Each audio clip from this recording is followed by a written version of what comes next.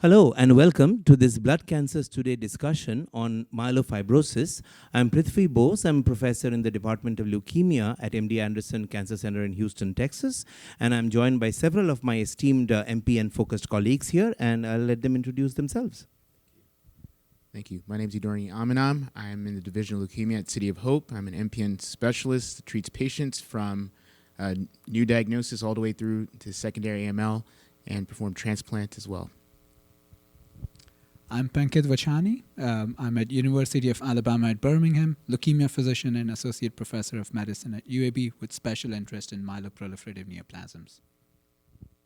I'm Naseema Gangat. I'm one of the MPN specialists at the Mayo Clinic in Rochester, Minnesota.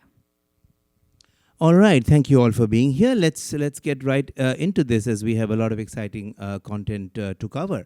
So Naseema, I'll start with you because your group has clearly led the way in our refinement of prognostic models and our understanding of how the different driver mutations in this disease, in MF, dictate phenotypes and also prognosis. So maybe you can walk us through those topics.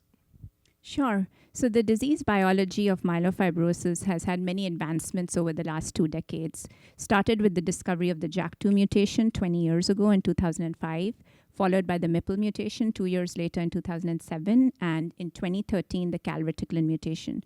And we've learned over the decades that each of these mutation profile leads to a very distinct patient outcome.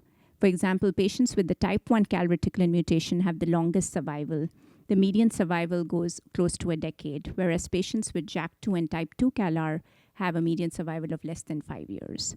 So the driver mutation profile by itself gives us a good outlook as to how the patient is going to fare. And then 80% of patients will harbor additional mutations. And some of these mutations have been classified as high-risk genotype in the sense that they portend for a worse prognosis, specifically the ASXL1 mutation, SRSF2, the U2F1Q157, EZH, and IDH mutations.